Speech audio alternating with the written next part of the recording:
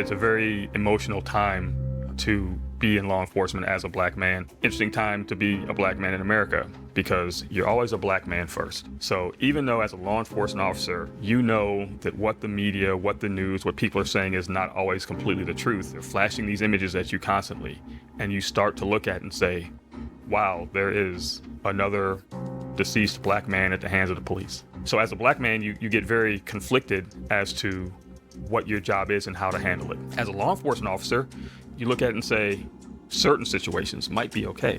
You know, you look at the specific one in Atlanta where, you know, the bad guy took a taser and fired at the cops and everybody lost their mind. And you look at it from a law enforcement perspective and say, it's how we're trained.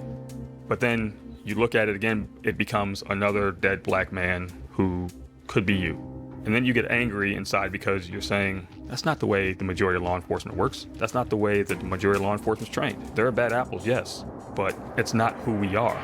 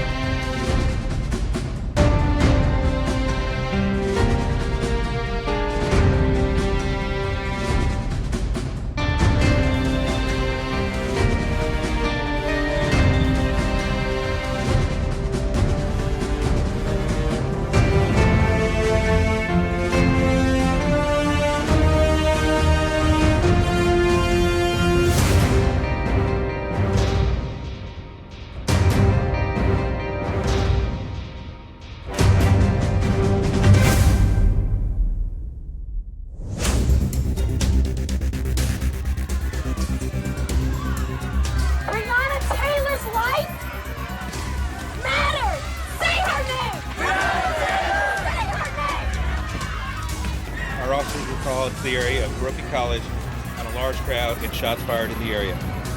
At First and Broadway, shots rang out and 2 of our officers were shot.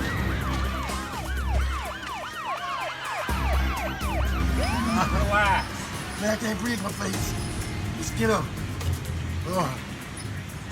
What do you want? I can't breathe. I can't breathe.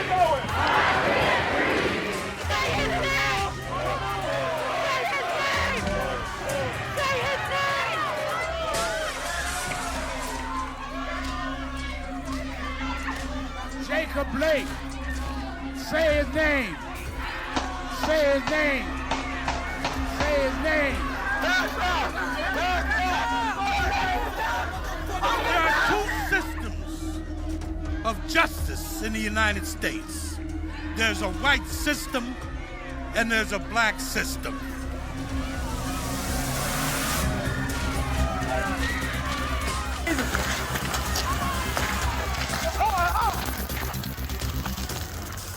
Oh, 63.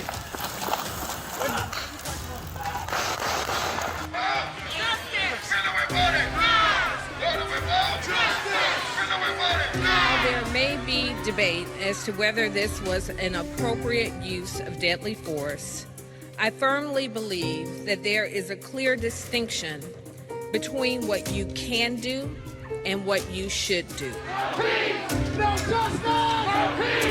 No justice! No justice! No justice!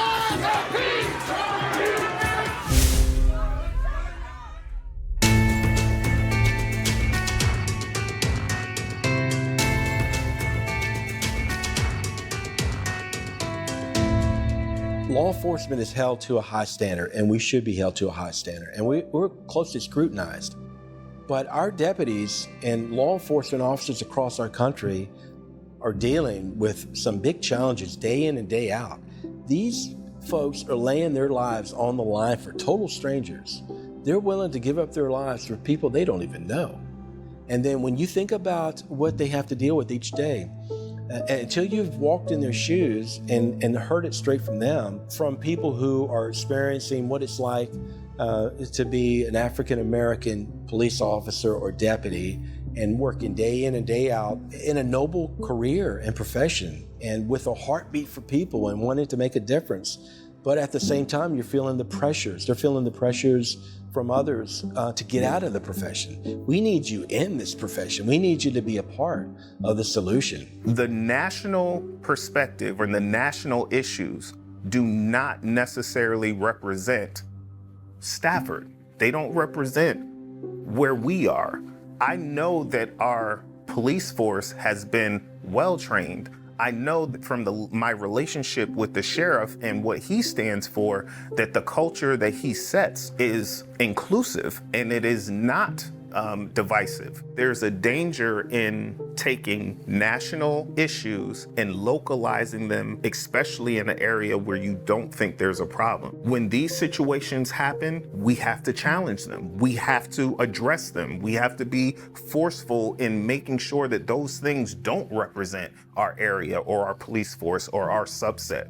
We have to hold each other accountable. Stafford County consists of 277 square miles. We're positioned about 45, 50 miles south of Washington, D.C., the capital of the United States. So we have about 153,000 people living in Stafford, and Stafford is the third fastest growing county in the Commonwealth of Virginia. It attracts a lot of people because it's a great county to live in, great schools. So our department is about 286 personnel, and 209 of those folks are sworn deputies.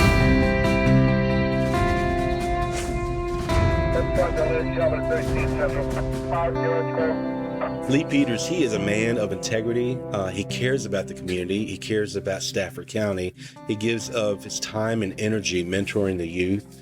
He's a leader in our department. People look up to him, and he cares deeply about our community.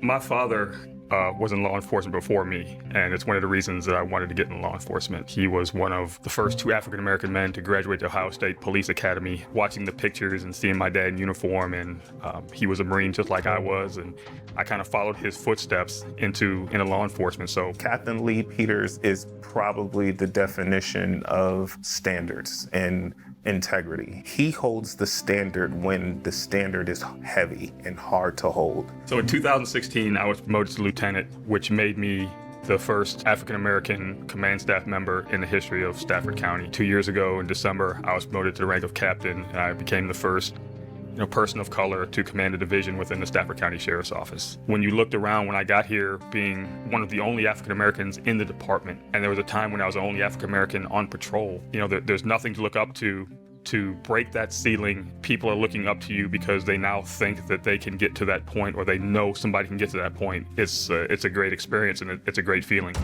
Don't shoot! Don't shoot! Don't shoot! In the name of the Commonwealth, this has been declared. I also don't like the fact that we are importing a problem from 3,000 miles away into my community, into my state, and now we're expected to solve it. We didn't do this. We didn't do what's on the news. We're not Atlanta, we're not Minneapolis, we're not anywhere except for Stafford County where I can affect change. I remember, standing on the bridge before the protest happened, looking at young black kids, looking them in the eyes saying, please, let's not do this. Let's not do this, please. Let's go over here and talk. Please, let's talk. You know what's about to happen next. Trained police officer, I know what comes next. People in riot gear show up, tear gas gets shot, and you know how this movie ends. But you're looking at these kids going, this is not the way to make change. It's not how you do it. And you see, all this going on. And again, there's this internal tornado in your brain that just starts spinning, and you don't know what to do or what to say.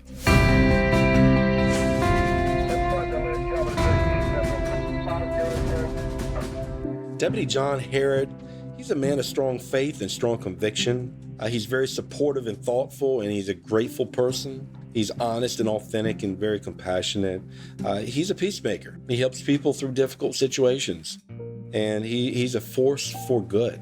My father was a police officer for over 30 years. He actually retired as a narcotics detective, and to see the difference that he made in the community, it just motivated and inspired me to want to do the same thing. When he went through the whole process of trying to get into being a police officer, no after no after no after no. I kind of felt like if it were me, I would have just gave up and said, I'm not gonna do this. Like, it's just not for me. But he kept pushing.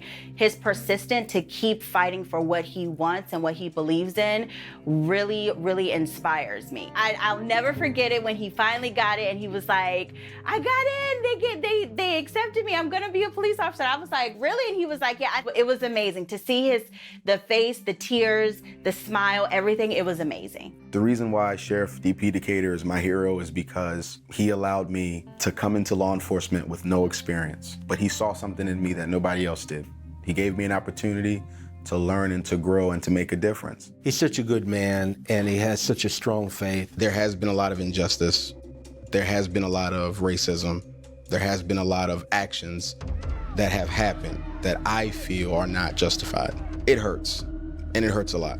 As a black man in law enforcement, it hurts even more because I feel that I see both sides. I feel that there's a lot of conflicts that arise in my head and in my heart because of what is happening in America today. You're a piece of shit. You're a piece of shit. You really are.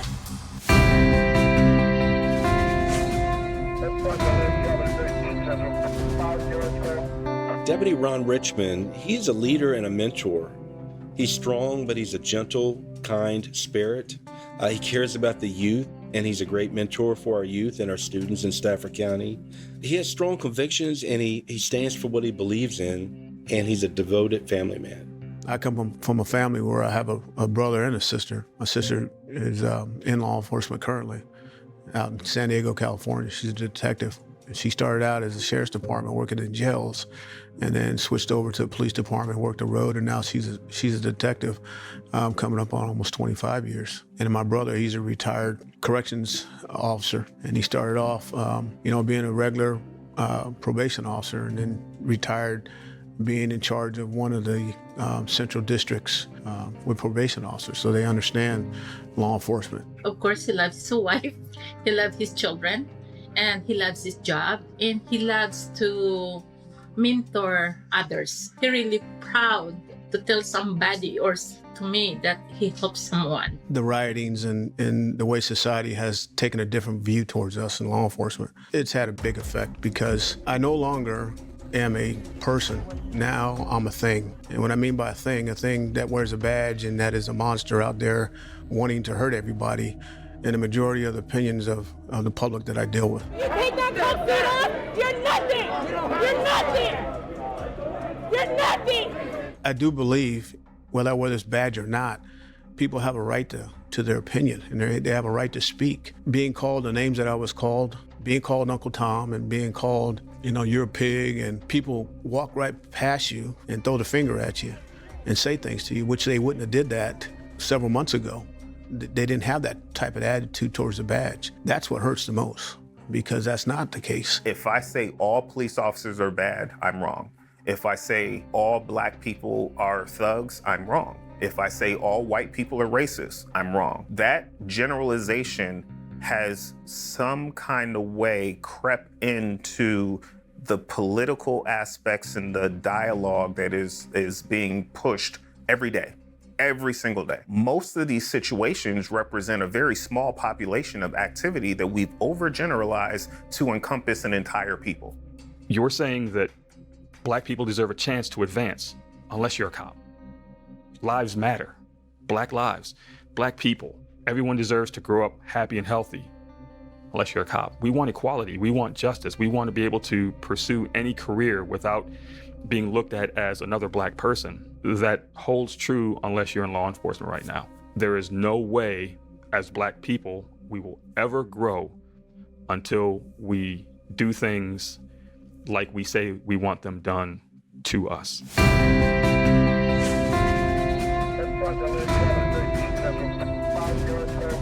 Sergeant Carol Burgess, she's a caring and compassionate person who cares so much about our community.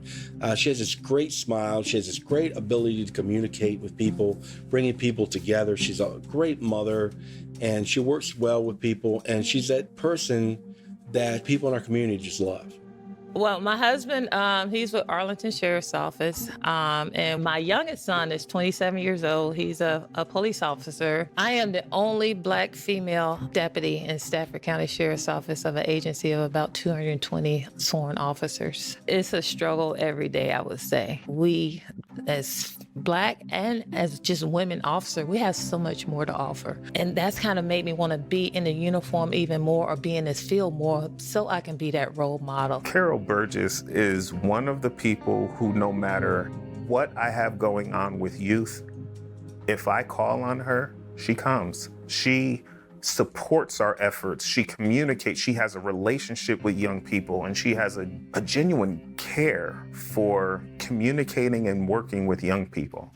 So just not only being a Black woman in law enforcement, but just being a woman and just knowing what she has to deal with. The minority count isn't as high in her agency as it is in Arlington. The diversity level isn't as high. So she's had some rough times there. Just seeing her fight through that and not really share it early on in her career. And I mean, I think these last 5 years, we really started to talk about that more with everything going on. I was in a marked vehicle. I was going to the sheriff's office to work out, and I had on a pink tank top, driving, because we drive our vehicles and, headed to the gym to work out. Somebody called and, I was on the computer, and they didn't think I was a law enforcement officer because I'm Black driving a marked cruiser. Really? So that's kind of tough, because I guess they don't expect to see Black females in this field. And when I'm not in uniform, that's like a whole nother story. For me, it's about protecting and serving those that can't speak for themselves. That's what it's about. It's about helping the community. My goal is not to go out here and hurt people. It's to go out and help people. So when you say that to me, I'm here for you. If you're a victim, then guess what? I'm here for you. I'm here to help you. If you don't know an officer, get to know an officer, because there's more to it than this uniform. Don't look at just this uniform that we wear or the badge, but look at that person. Because we are human, we are mothers. And again, first, I'm a Black woman. I'm a woman. Because again, you see the uniform and that's all people see. And they devalue you as a person.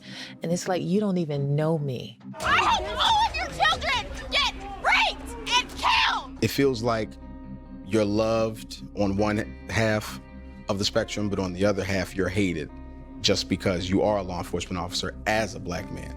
And I just feel that that burden has a weight that's indescribable. A minority police officer responding to not just a protest, but any minority incident puts them in a place where they feel a certain kind of way. Whether it's, I'm being called a traitor, I'm being called, I'm not Black anymore because I wear the uniform. There's all kinds of experiences and feelings tied to those experiences that they are going through. When people say that I've sold out and I'm working for the white man, what I would say to you is every day that I put this uniform on, you don't know me as a person. I am first a Black woman, because that's the first thing that you see. Just because I'm white and I haven't experienced racism myself doesn't mean I can't fight for justice. They're a part of the system. They're a part of the problem. Just because they're Black doesn't mean they're not a part of the problem. I'm allowed to say this to whoever. I was once talking to a parent. A white male said, hey, I want to ask you a question. I was having a conversation with my son, and my son said, well, Dad, you don't understand the difficulties of Black people. And he said, son, neither do you.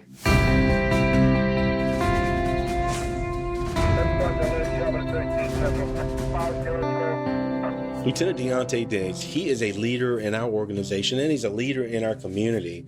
He is a fun-loving, caring, gregarious guy who just cares about people. He's a mentor. He's very supportive. He's a patient person, and he's somebody who's very committed to community engagement. It's important to him that we have a strong relationship between our organization and the citizens of Stafford County. I never had any intentions of becoming a law enforcement officer based off of how I was raised. It was just a drug-infested environment as a child from my earliest memories up until I turned 13. Starvation, molestation, domestic abuse, just a lot of different trauma. Growing up in that environment, we were taught, what happens in this house stays in this house. You don't contact law enforcement. You take care of matters on your own. And so I went into law enforcement with a lot of fear based off of how I was raised. And as a Black man who happens to be gay serving in law enforcement, it's kind of like a double whammy. You never know how you're going to be accepted going into spaces. And so typically if people are okay with your race, then there's an issue with your sexuality. And if they're not okay with your race, then you throw the sexuality piece in there, it makes it more difficult. I mean, he even likes being labeled as the gay police officer because that's part of his diversity too. It's identity, and I know that he's proud of it. I know that he can separate it, but it's hard sometimes depending on the lens that you're looking through. One of my first sergeants now spoke about being in a roll call where a supervisor came in and said, hey, we have a gay deputy that we've hired, and used a few, slurs or whatever, and couldn't believe that, the sheriff's office had hired a gay guy. There were some conversations about, not being in the locker room when people were changing. I had, some peers that would say stuff like, I love you, but I'm worried about your internal destination and those types of things. So I struggled with that. But there's always going to be those negative comments made. We were walking downtown a couple months ago, holding hands. And a car came through and they yelled faggots. We just kept walking and we kept talking and we ignored it. I'm very proud to say that I have a husband. I'm so proud to say that I'm married to Deuntay Diggs. But I know that people can be uncomfortable with that. I've been called an Uncle Tom more times than I can count. Porch monkey and all of those types of things.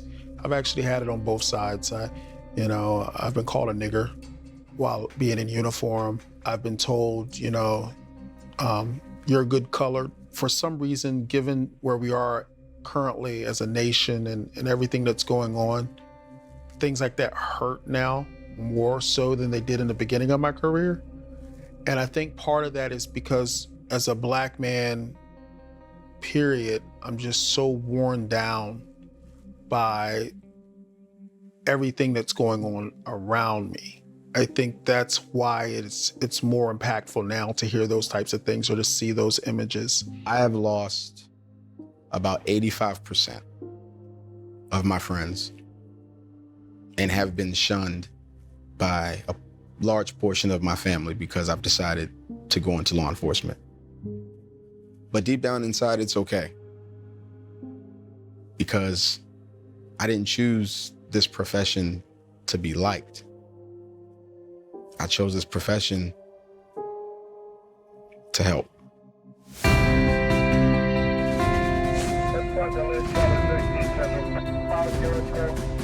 Bishop Leonard Lacey, he's a strong man of faith. He's a compassionate person who is calm and has a peaceful spirit. As our chaplain and a retired police officer, he brings a lot of experience and knowledge and wisdom to our department. He's a community leader and a mentor who people look up to, and he's a man of integrity and strong character. Currently, I'm serving as a chaplain in a volunteer position with the Stafford Sheriff Department. I was born and raised in the state of Alabama, moved to Virginia in 1970. I have a wife that's deceased now. We have 3 children. Pastor here locally in Stafford County as well. Been a part of Stafford when I got here, assigned in 1976. So it's just been a community for me.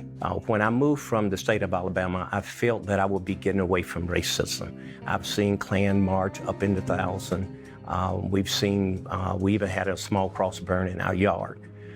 Moved to Virginia, and I said, finally, I will get away from racism, only to find racism be even more grand here in the state of Virginia. It's hidden at times, but then sometimes it's just right in your face, and you're trying to adjust to it and become the best person you can in the midst of it. Being in law enforcement, I worked undercover for a period of time, became a trooper, as I mentioned earlier, and even being stopped. And even today, it's kind of a reminder as well, dealing with my grandboys. I have 4 grandchildren.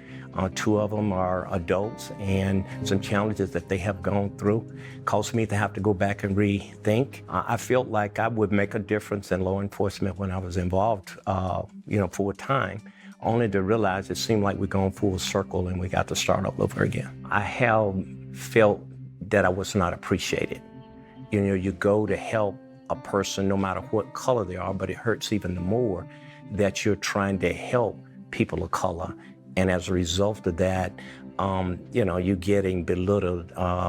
You're the man. You're working for the man. There you go again. Every black guy selling drugs. It does hurt.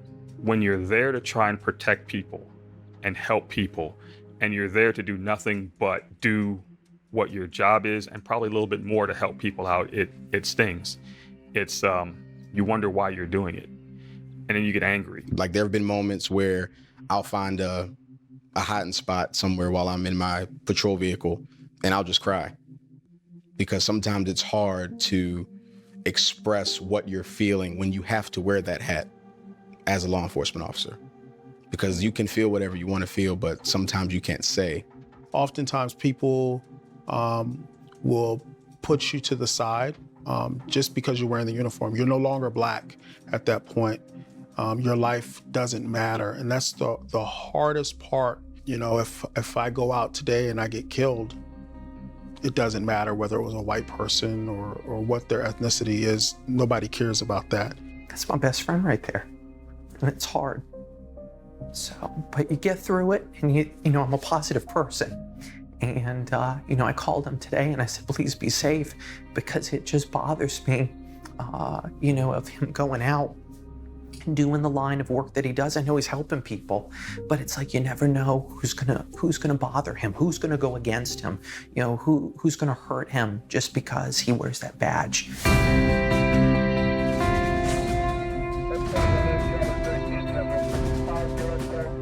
Detective Aaron Dupree, he's a humorous, friendly, and fun-loving guy. He's gregarious, affable, he has a great smile, people gravitate to him. He's resilient and hardworking. And as a detective, he cares so deeply about victims of crimes. He's a great team player, and he stands up for what he believes in. I started in law enforcement in 2012 with Stafford County. I'm married. I have 3 kids. We love each other. We have fun. We love God. We go to church. We do family, and we do life. Growing up, it was cool. Like, yeah, my dad's a police officer. Like, my friends would ask, like, does he kill people? Like, no, he doesn't do that. But he's it's really fun growing up, but it's also scary because you see, like, the news and you see that things that the police officers are doing, and it's like, my dad's not like that. He's like a different kind of, he's the good cop. He's the good dude. I'd be a little scared to be a white cop right now and have to deal with an African-American person. I would be scared for that cop being black, because you got a judgment call to make before you pull the trigger or before you tase someone. That's something that's got to process through your mind. I guarantee you, a white deputy rolled up on scene, and this is domestic when it's crazy. It's got to run through his head, and they say something about the victim or the suspects or the household being black. Something's got to run through your mind that makes you take another step of caution. But that another step of caution could get you killed. I can be angry, not sin. I can cry on the inside and smile on the outside and go home and hide my face. And that's what happens in law enforcement. And I believe that our law enforcement are sensitive to those things. How can you not respect the sacrifice and the effort of that group? Not to say that their sacrifice is any greater than their counterpart as a white officer, but what it is saying is they carry an additional burden of representing the entire minority population, even while they're policing that same minority population. That's gotta be tough. That's gotta be hard. That's gotta be something that we bring attention to and monitor. What drains me is the attack on the profession as a whole, the damage that's being done, because I've been doing a lot of work to try to change it, to diversify it, to bring more people of color in. It's almost to the point where it kind of weighs you down. I can't change people. I can't change their perception. And a lot of times it is just about the perception. The most difficult challenge that I face as a black man in law enforcement is some of the encounters with other black people. They don't understand that I don't stand for injustice either. I don't stand for racism either. I don't stand for police brutality either. And when I have these encounters and I'm put in that box, sometimes it feels like you can't get out. I haven't given up hope, I can tell you that. I just know that I have to be prepared every time that I interact with somebody, that the first thing that may come out of their mouth is a negative thing, not a positive thing. Are we really saying we blue lives don't matter? I don't think that's what they're saying. They're just saying that there are some law enforcement that has taken upon themselves to be the judge and jury of everything when it's not the case. And I believe that for a person to hear, the right messenger's got to carry the message.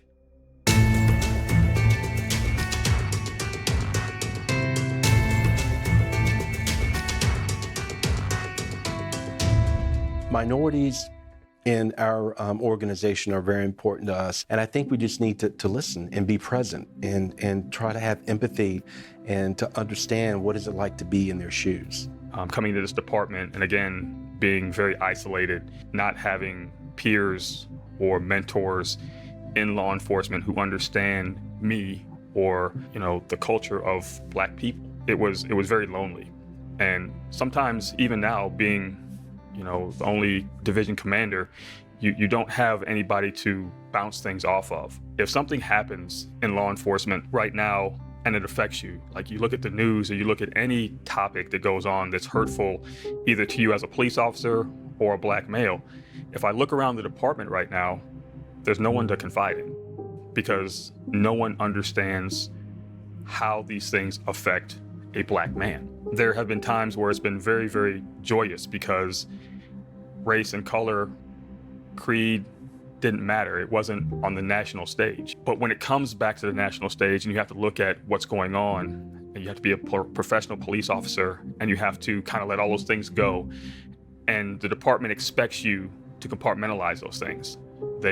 You can't just come in and say, I'm angry about what's going on in the world because, as a Black man, I'm hurt. You can't do that. So you have to find other ways and other people to vent to or to talk to, because if I go into an office with a white male, it just seems, and it comes off as just anger. It comes off as, why do you feel this way? We're a good department, or we're a good agency, or we're good people. Why are you angry at us? Well, I'm not. I'm angry because of what I'm seeing and how I feel.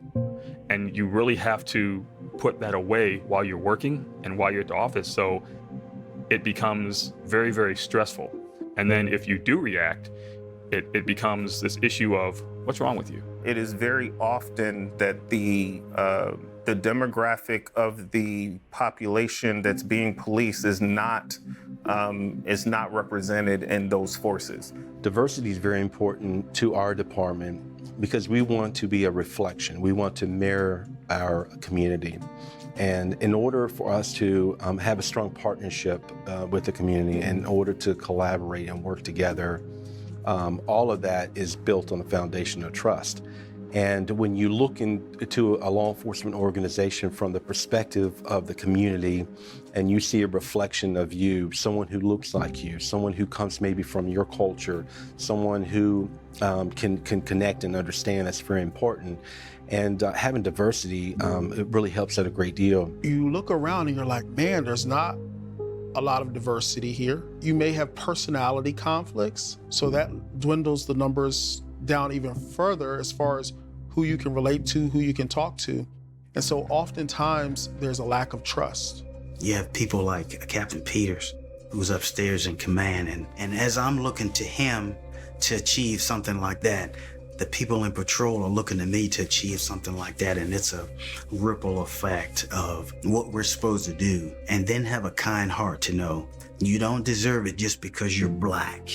And I tell my kids all the time, you don't get something just because the color of your skin. If you don't deserve it, you don't deserve it. Mentorship is an opportunity that people should seek. I have had the opportunity to mentor some people, just dealing with the unrest, the social unrest that's going on right now. I was in the Wawa and had a conversation with a lady and her son about, he was scared of the police for some reason. She had a pretty open mind, and, we got to talk, and I got to talk to him and hear some of his views and understand why he felt the way he did. And, he got to see me as a person that was, he saw me as a person wearing that uniform instead of the uniform, wearing a person. We're having less people of color in positions of mentorship and guidance, and it leads to where we've been. It leads to 20 years ago. It leads to kids being uncertain about their future. It leads to kids not knowing that they can accomplish more than what's in their neighborhood. One of the big things that you want to show young people that there's more to life than what you've grown up with. Men of color or women of color or anybody who's like that person who lives in that particular neighborhood, it just means so much to draw them out to something that might be better. We're not saying that everything that's going on is a horrible situation, but there is so much more to the world than what has happened in your neighborhood or your house. What we're going through in our country and the polarization that we're experiencing, whether it's through race, or whether it's through political divide or other social issues, it creates a big challenge for us. It's hard enough to attract a diverse group of people into law enforcement, but right now with the climate in our country, it makes it even more difficult. There is such a taboo within minority environments about becoming a police officer. It hinders any recruitment efforts. There's this sense that once you put on the uniform, you are no longer a Black person or care about Black people. And not only is that not true, but I do believe it has a direct correlation to the lack of recruitment in those minority communities. There's a way for us to, one, understand that, and then what we need to do is come up with efforts that change the perspective and the interpretation and the representation of minorities that wear the uniform. The challenge for us is attracting minorities. And the one thing that we refuse to do is deviate from our standard. It's important. We owe it to the community. We owe it to our profession. We owe it to ourselves to make sure that we hire the best people possible that we can. What is your hiring processes like? What are your recruiting processes like? That cannot stay the same. If this community is changing and your sheriff's office or your law enforcement agencies aren't, of course you're gonna have big differences when things like George Floyd happen, because that understanding will not be there. You have to get with people that can identify with you. We try to be innovative using technology, whether it's videos, whether it's going physically, using our recruiters to go to these different locations, like the colleges consist of predominantly African-American students. Also going out of the state. We go outside the boundaries of Virginia to try to recruit as well. Because we keep pitting race against police and police against race. So for me, I don't want to be a police officer, but on the other side is police don't get enough money. Why do I want to put my knife on the line to go out here, protect somebody that may end up walking up on me in the dark and shooting me? So it's not worth it. It's a number of reasons. Can we do anything to soften that number and make it open? As a result of the rhetoric and what we're seeing on the media and the push to silence law enforcement officers' voices who happen to be Black, is that you're going to see the diversity dwindle in law enforcement, because a lot of minorities don't want to go in law enforcement anymore. I'd love to see more officers of color. I've, on my own, tried to recruit young African Americans to take up the challenge and put on the uniform and the badge, because we're at this pivot point to where society is making it look like you're either on their side or you're on my side. If we don't do something to change the way law enforcement's looked at and the way it's dealt with in a positive way, we're going to turn away a lot of potential people to have the opportunity to be good people in uniform. So if you're trying to make a difference for minority people, then become a police officer, hold the standard, change the perspective, be the person that goes back into your communities and shows that you being a police officer doesn't exclude you from being Black. If anything, it puts me in a position where I have some authority to be impactful, to protect and serve like we're called to do. Let my badge represent my care for people. Race never came in my head in nothing that I did with law enforcement. And that is what is a challenge to me in seeing law enforcement today. Why does race play a part? What is racist? What is a racist? To me, it's just one race belittling, putting down another race, one race thinking they are superior to another race. To me, that's racism. In many cases, there's racism going on within your culture as well. But all of those racism comes out of some experiences, I believe, or teachings that we have that we don't want to face. Racism is a level of hate. But if you're making a comment based off of what you think a race is like, then I'm not sure if that's racism. But if I make a comment of straight hate and it's a continued pattern of hate for a certain culture or race, that's where we have to make sure that we listen and don't respond too quick. Because it's quick for us to say, oh, he's a racist. Well, what did he do that was hateful? Did he speak out of ignorance? Yeah. Does he speak out of ignorance a lot? Yeah. Does he really hate black people, or does he doesn't understand it? He's responding out of ignorance. And that's why you gotta be, Bible says, quick to listen and slow to speak. I think we have to do a better job with weeding out the ones that are racist and who are promoting racism, because it's there. I've worked with people who had implicit bias. And so those implicit bias, they can affect how people approach things and what they say.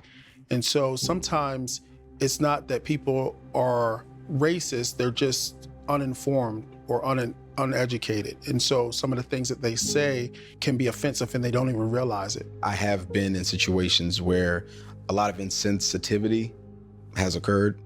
My lieutenant and I, we were rehearsing We Shall Overcome as a potential to sing. While we were rehearsing in the stairwell, there were two law enforcement officers that entered into that stairwell to go up. One of them opened up their mouth and said, you already overcame. And that really just did not sit well at all. Because there were a couple of people that I felt that because of the color of my skin, that didn't care for me, and they, didn't speak to me, wouldn't open their mouth, I was like, real? Like I'm always this, hey, how you doing type of person. Working with racist cops is I can't respond too quick. I have to listen. I have to have reason and evidence to say something like that. I think it needs to be checked early. I wouldn't say they need to be fired off the bat, because they just need to be educated, black and white. There's a zero tolerance. Will not stand for it, will not be allowed. You'll be terminated. You're fighting within yourself, you're fighting within your agency to make sure that there's inclusion and there's diversity, and then you have to fight the people that look like you out in the community. And your voice is being diminished on so many different levels just because of the uniform. If we all just turn inwardly and deal with our own biases and then begin to deal with that, you have to face the reality. It hurts because that's what my job is as a chaplain, that's what my job is as a pastor. It's just trying to get people to understand there is a better way than what we're doing. But the problem is nobody seems to want to listen. We don't need anybody else to get shot before we recognize we have a problem. And I had a young man walk up to me in the Wawa, and I was getting some coffee, and the first thing out of his mouth was, I know that y'all have a problem with people of color, but I want to ask you a question. And I looked at him, and I'm like, what would make you say something like that? The way he said it, and you could tell that he was angry, but he tried to do it politely, but he was angry. And I asked him, I said, what is the difference between a black person hating a white person and a white person hating a black person? What is the difference? Hate is hate. It doesn't know a color. I've worked with officers who may not be racist, but may not have an understanding of how their words affect other people. I've tried to talk to those people. I've tried to, at certain points, distance myself from them. It's a scary endeavor to know that you have somebody out there with a badge and a gun whose job is to go out and protect everybody who does not like certain segments. But this whole thing, this narrative that, cops are out here hunting black people, it's just a false narrative. Cultural diversity within any organization is important to the advancement and the understanding or the execution of the goals of the organization. But the number one issue facing law enforcement is not racism. It's communication, it's empathy, it's de-escalation, and it's training on your implicit bias. I know here in Stafford, a wonderful training complex has been built within the Sheriff's Department. And I have practiced on their digital virtual environment. I've seen it. It's amazing. It puts you in situations that you can train on, whether it's school shootings, whether it's home invasions, or just target practice. You know, I've played with it, and I think that is a very accurate and useful mechanism. So this simulator behind me gives me the option in several different scenarios to change the race of the suspect, right? So if I thought that for a second, I can put them on the spot, and there's no better way, right, to test someone's gut reaction than to put them on the spot, put them under stress, their heart rate's elevated, right? And they're more likely to make a decision, like a split-second decision in this scenario. And I can tell you that the race just does not play a factor. They're trying to practice to preserve their own life or someone else's. It would just be amazing to me to be able to see somebody who was taking that race into that as a factor. The factor is, right, is this person going to kill me, or are they trying to kill somebody else? Is there something that I can do about it? Skin color? White male, maybe 5'8", 10 coat. Okay. How about the car? You remember anything about the car? It looked like a brown Trailblazer. Okay. I was trying to remember all of it. Cultural diversity is very important to law enforcement and to our organization. The training is very important. It's so important that we're mandated by the state of Virginia to train on it at least every other year, but we train by policy, our own policy, we train every year. Within the Sheriff's Department or within business, one of the greatest tools we have is friendship. And I know that sounds very simple. When you have friends that don't look like you or don't have your same experiences, you have an environment where you can have very friendly conversations. I feel that racism is a key component to what's plaguing law enforcement because it is being pushed without an answer. Do I believe that there's racism in law enforcement? I do, because I've experienced it before.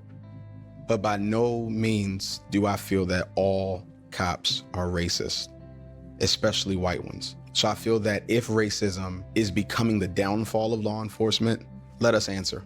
And I would agree that there are some cops out here that should not be cops, but that's not who I am. And there are many law enforcement officers who that is not who they are.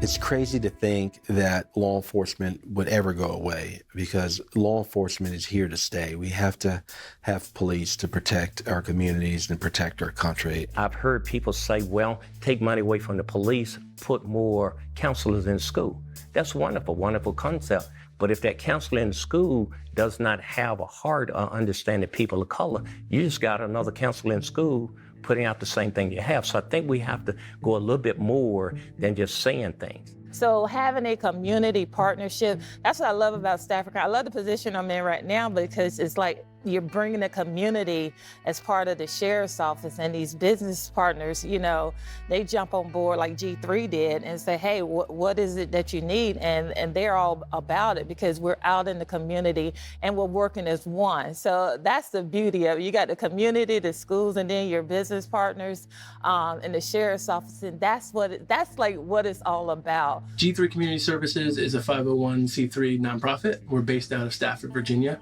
We do a number of things to benefit the community, from feeding community meals to education in partnership with the Stafford County Public School System. Anywhere that we identify a need, even if it's from rental assistance all the way to helping people get employed. G3CS has a great relationship with the local law enforcement here in Stafford. We have had officers come and volunteer at our events. We have them mentor at our Extraordinary Young Minds program. We've even been a part of delivering Thanksgiving and holiday and Christmas meals with them, as well as last year, we gave out over 150 Christmas presents to families with children in need and high-risk children. We have an incredible relationship with our schools, with our school superintendent, with the school board, and all the school officials. and we work together. You know, we have a school safety task force that is comprised of members from the schools and the sheriff's office. It would absolutely be a detriment to remove SROs from schools.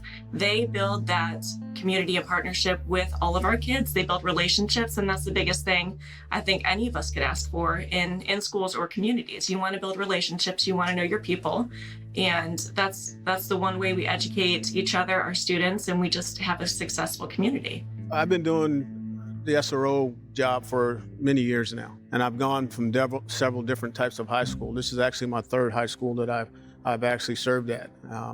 If it's a white kid or a black kid or whatever, the connection that I've made with them and being able to answer their questions and deal with them directly and be honest with them about what life offers to them and what they can do, I think they connect with me well, and I'm a strong inspiration for them to do good and to make choices which is going to carry on in their lifetime. I'll tell you, I had a meeting just a couple of days ago with our future SRO and his vision of working with counselors. It's just how their lens that they look through. It's not that prison pipeline that people talk about, because there's a huge concern over that. But you want an SRO in the building that's going to build partnerships with the students, build relationships with students, that shows that law enforcement has a positive side. They're here for a reason. Understanding there are some things that just can't be avoided. Like if a child brings a gun to school, absolutely, there are going to be repercussions. If children get into a fight, which often happens in school, do we want that to turn into assault charges for our students?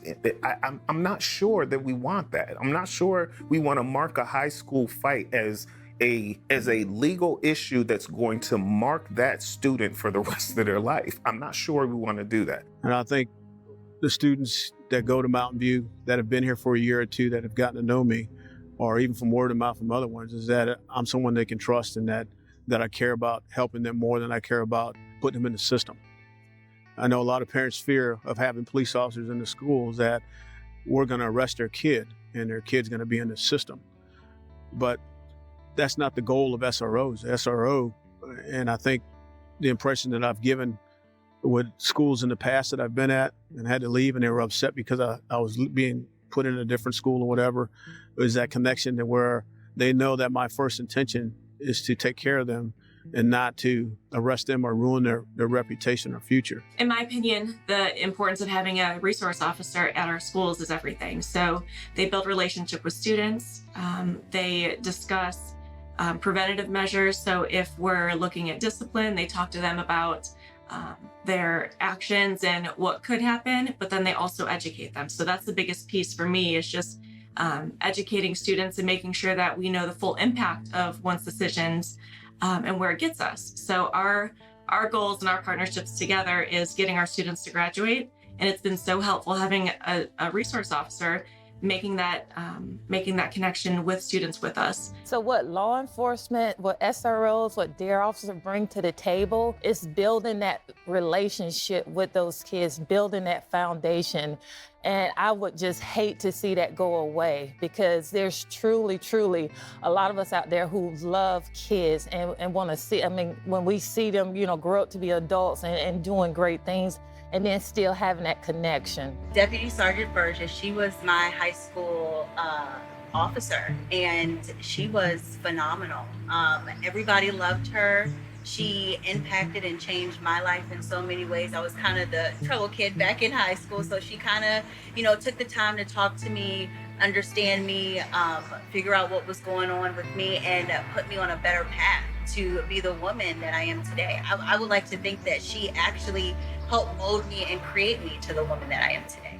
When these kids see me, for the young Black girls and young Black boys, our, Hispanic kids, for them, and I've heard them say this, when they see me in uniform and they look and it's like, okay, I can do that.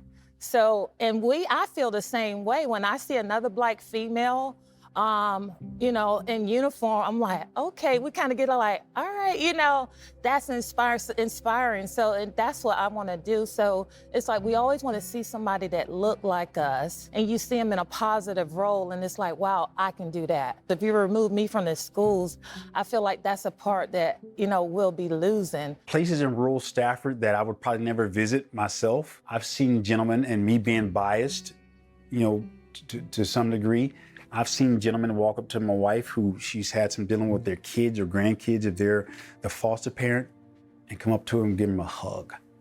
And I'm like, wow. And I'm talking about these guys, backwoods country, like, hey, what is this about?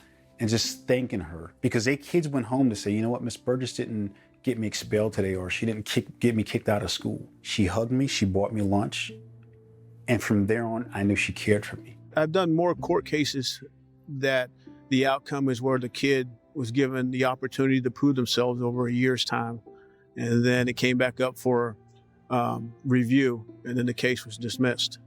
And I think kids know that I'm the type of person that will hold them to a certain standard that the law says they will, but I'll also turn around and bat for them to do the right thing and have a break. Deputy Richmond was the school resource officer at my son's middle school and now high school at Mountain View High School in Stafford County. I have no idea as a parent what we would do without him as a resource. He provides the kids with security. He's, doing amazing things for the community. There's things that have happened that he's been able to prevent. I like having a resource officer there because the thought that if anything happens, especially within today's climate, it's nice to know that there's someone there that has the resources to stop something. We've had problems before where he's been there and he's helped de-escalate things. For me as a student, it feels a lot better knowing that there's someone there to stop stuff if anything happens. If they're doing the job the right way, they're building those relationships with the students, with the teachers, and through those relationships and that rapport, you receive information, and that information can be very important.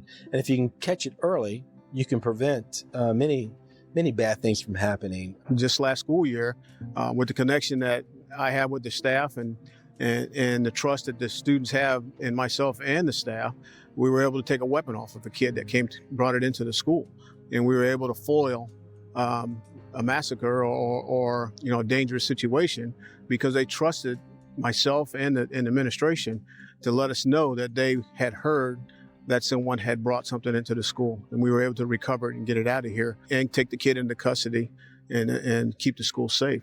I feel like if Deputy Richmond wasn't there, that could have ended really badly, and Deputy Richmond was there to stop that. I think the student went to Deputy Richmond because he knew that in the past he's been really involved with us, and he knew that he would be able to trust Deputy Richmond because Deputy Richmond would do the right thing. And our school resource officers, their job doesn't stop when the school day is over. They're involved with after school activities and sporting events. They're role models, they're mentors, just informal counselors for kids who need help. I worked with Deputy Sergeant Burgess at Rodney Thompson Middle School when I was an assistant principal there, and we started a girls club. So we worked on several different things together where we're building girls' motivation and self-worth and their opinions about themselves and others, and we coach them and we mentor them, and that's the partnership that really matters. The girls club.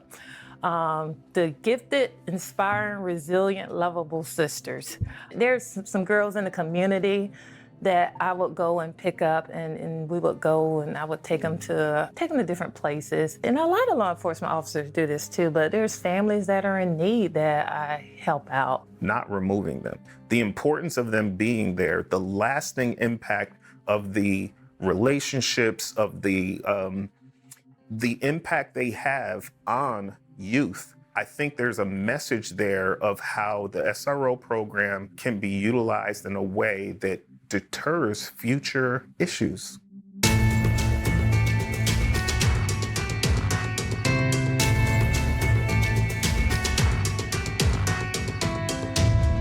The thin blue line to me is being professional and representing law enforcement with the utmost ethical leadership, but at the same time making sure that we're protecting one another, not from doing something wrong. But when we talk about law enforcement, and sometimes people either misunderstand what the meaning is, they seem to think that law enforcement are going to stick together, and if you do something wrong, I'm your brother, I've got your back, I'm going to cover it up for you. That's not the case. What it means is I'm going to be there to protect you and help you through either this life-threatening situation, or I'm here to support you, and us sticking together, because there's so few of us. It's incumbent upon us to make sure that we do the very best job we can, but it takes, again, going back to teamwork. You know, you have to trust one another. When I hear the phrase thin blue line, to me that means the ones who selflessly put themselves first to protect others. When I look at the thin blue line, it's nothing more than a symbol of the courage and the commitment that I have to wearing the badge and protecting the people in the community. The thin blue line means to me, I have a higher call in my life to serve people everywhere that I am, because I'm representing what I am, and that's what's in my heart. You're gonna find the best cops, the best law enforcement officers. You're gonna find the best ones when they're a cop in their heart and they haven't forgotten why they got into this. I have the flag in my garage gym. It represents our family of law enforcement. That's it. The thin blue line does not mean anything to me. I've never understood that thin blue line. And I guess the only thing I ever heard about it was, you know, the negativity behind that connotation, saying, you know, you don't cross that, you don't snitch, you don't do this, you don't tell other police officers. Well, yes, I do. And I've done it. Because you're doing damage to what I hold dear.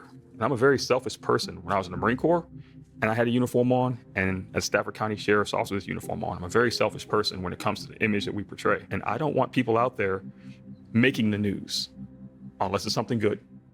I don't want people out there, you know, hiding behind this blue line, this fake line they've created that says we don't cross this, because if we do, you're not part of us. You know, people look at it as a racist symbol now. They look at it as, you know, a gang. And to me, it's, I'm like, it shows how uninformed they are. You know, they came out with the Blue Lives Matter, and they came out with Black Lives Matter, and people say all lives matter. What I will not do is I will not align myself with bad police officers. So I don't associate with any of those groups, support, not support, whatever, who generalize everybody in a category, because there are bad cops out there, and I don't want them any more than anybody else does. There's this assumption, it doesn't matter what they do, they're gonna get away with it, and all of them are conspiring together to protect the blue. When we take the opportunity to look at issues through the perspective of the other person, there's a level of understanding that we can grab. One bad choice done by one person,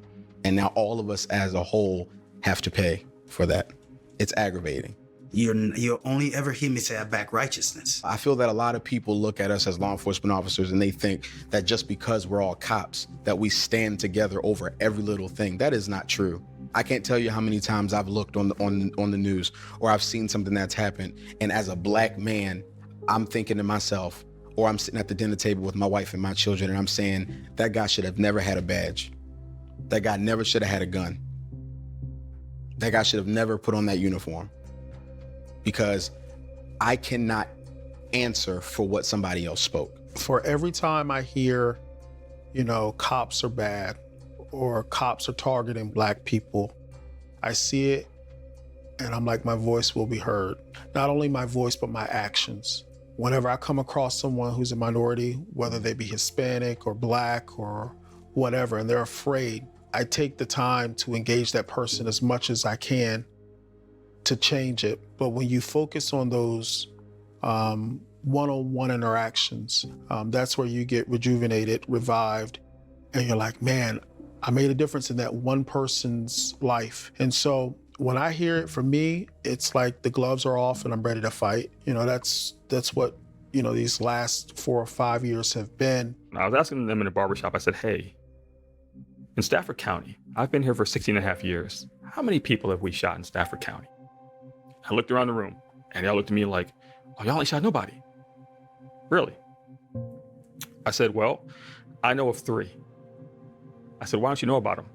They said, we don't know. I said, because they weren't black men. If one of them had been a black man, we'd have made the news. But nobody cared about the white men whose lives were taken at the hands of the Stafford County Sheriff's Office. Because for me, I don't care whether you're a criminal or not. The loss of life is tragic. I don't care whether it's justified or not.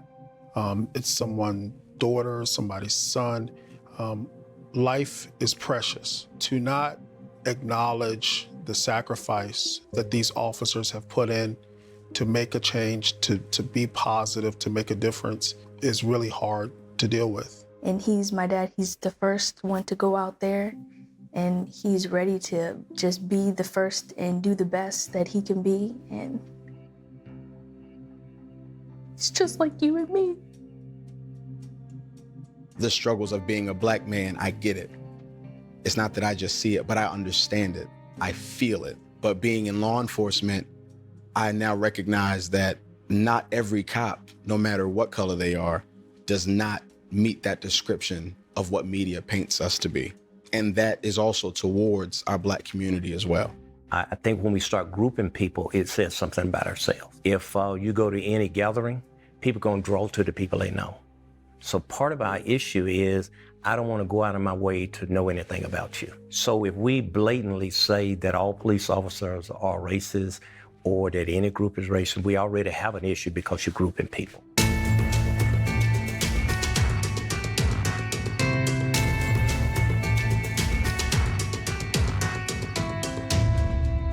I don't know that there's anything that I could say that could reach the people that are rioting and the people that have made up their minds that all cops are bad. And I'm one of the most optimistic people you'll ever meet. Heads always in the clouds. I get made fun of for that. We've lived the same life, most of us, that of the people in these communities that we're policing. So we have that connection.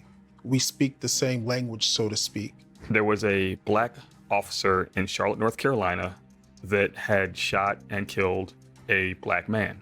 The chapter president, I forgot his name, of the Charlotte, North Carolina NAACP chapter came on TV. He said that once you put on this uniform and once you put on this badge, you're no longer a black person. You have been institutionalized and brainwashed into the white community, and we no longer accept you. The National Association for the Advancement of Colored People just disowned me. The very institution who was created to make sure that we were all treated fairly and we all had a fair shot in life in whatever community, job that we wanted, just disowned me because of my career.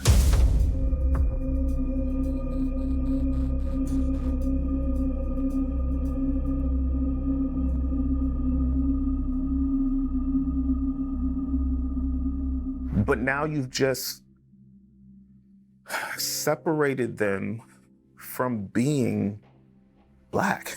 I don't understand how being a law enforcement officer strips me of my identity as a black man.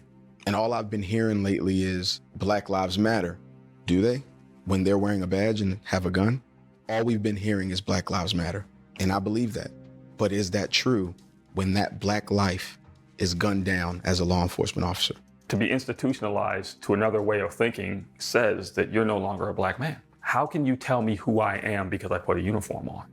How can you tell me who I'm not because I put a uniform on? How can you tell me that I've been institutionalized? Who are you to judge me? And who are you to tell me who I am? And that is also very insulting to, I would say, to white people, because now you're telling me that I'm institutionalized to an aspect of people that you don't like because a black man was killed by the police. How does that make sense? Division, if it is not rectified and we bring unity, I fear that there'll be another civil war within our country. Hate breeds hate. Division brings about animosity. I guess that's why I understand the protests with guys in blue. You know, their lives matter. They are putting their lives on the line, and that's not to say that they're better than anybody else. But on the other side, you have the people of color.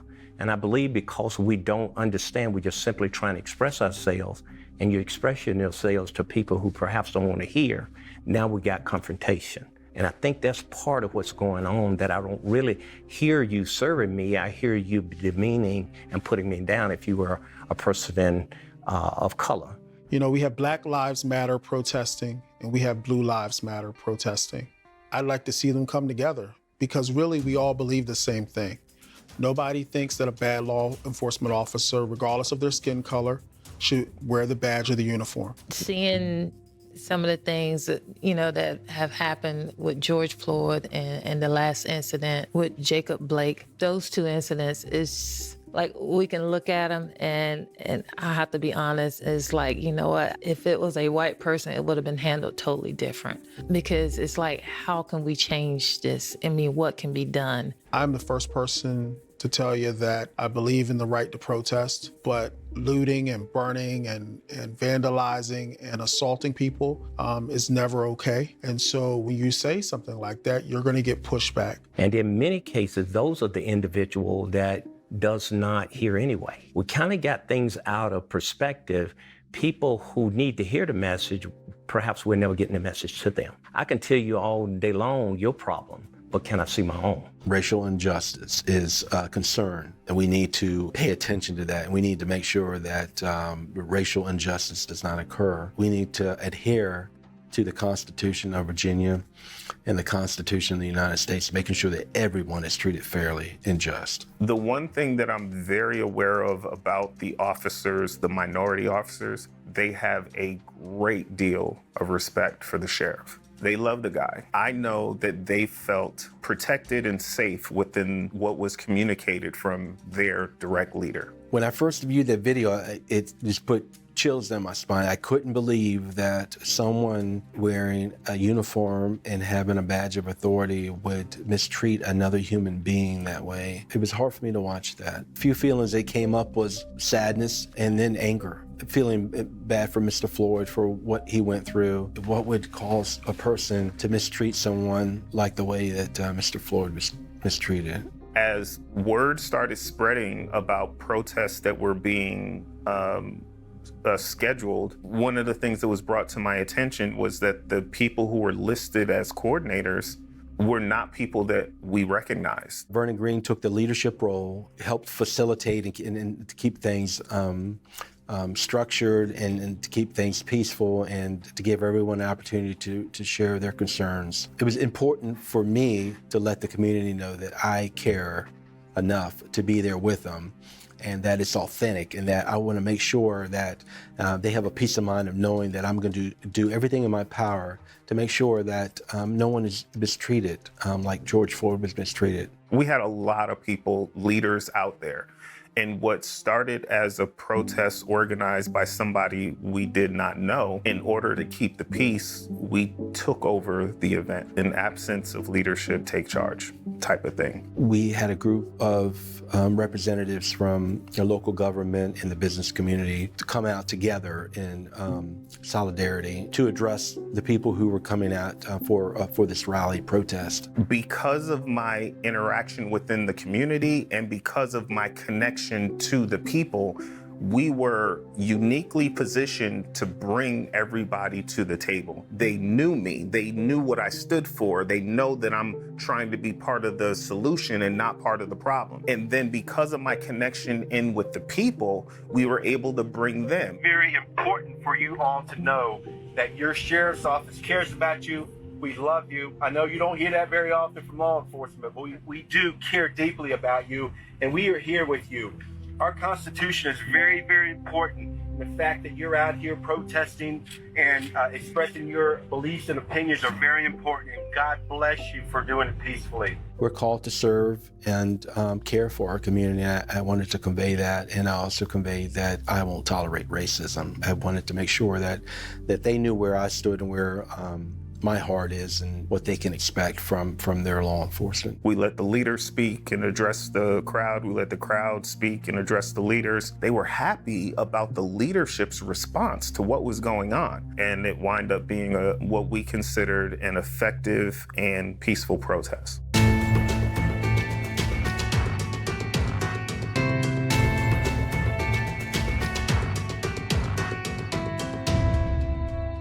So the George Floyd incident just shook our country. And I thought it was important for me to put a statement out, letting our community know that we'll never tolerate that here in Stafford. I consider us friends. Our partnership has value for the community. He let me read his release before he released it, just to see if there was anything there that he may have missed, anything offensive. To be very honest, in his message, there was nothing to change. Dr. Martin Luther King Jr. said, "An injustice anywhere is a threat to justice everywhere." These are the words that come to mind as we contemplate a great injustice that rattled the nation over the past several days. Although the death of George Floyd took place hundreds of miles from Stafford County, the impact of this injustice has reverberated across the nation, including here in our community. Alongside our community, we watched with horror the chilling video of the Minneapolis police officer kneeling on the neck of George Floyd for a prolonged period of time as he pleaded for help and yelled, "I can't breathe." Several officers stood nearby doing nothing as George Floyd took his last breath and died at the hands of the officers who took an oath to protect and serve their communities. On the heels of such a grave injustice, we cannot do nothing. We cannot be silent. When most law enforcement officers wake up in the morning and put on their badge, they recognize the tremendous responsibility and honor of protecting and serving their communities. Each day, they pour their hearts and souls into serving their communities. Sometimes that means arresting criminals, but most of the time it means stopping to help an elderly resident change a tire, or trying to tie a child's shoelace, or using their own money to buy a football for a group of children who didn't have presents under the Christmas tree. When that officer kneeled on the neck of George Floyd and watched him take his last breath, he tarnished the badge and abdicated his duty to his community. And even worse, the killing of George Floyd has bled fear into the African American community and incited concerns that every law enforcement officer is like the one who pinned George Floyd to the ground as he screamed for help. Today, we want to assure the community that racism, hate, and excessive use of force by law enforcement will find no home in Stafford County. We will not tolerate such a blatant disregard for human life and will work tirelessly to ensure the fair and impartial treatment of all residents, regardless of their ethnicity, race, sexual orientation, religion, age, or socioeconomic class. All our residents will be treated with dignity and respect. Our deputies have been and will continue to be instructed in the core values of the Stafford County Sheriff's Office, which are fairness, compassion, professionalism, and integrity. We will also continue to protect the rights and civil liberties of others by upholding the Constitution of Virginia and the United States. We will not fail our community. Our deepest condolences go out to George Floyd's family and friends. You will be in our thoughts and prayers in the days ahead. I felt in league or in communion with what his message was, that he did this on his own and represented the leadership that I sometimes feel is lacking in many areas.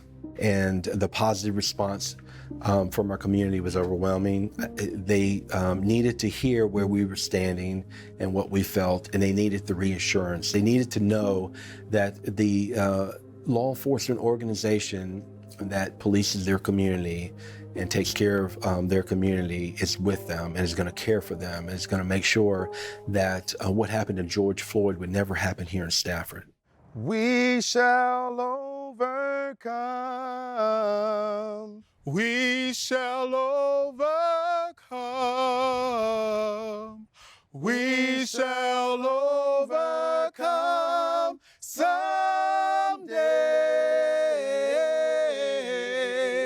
Oh, deep in my heart, I do believe we shall overcome someday.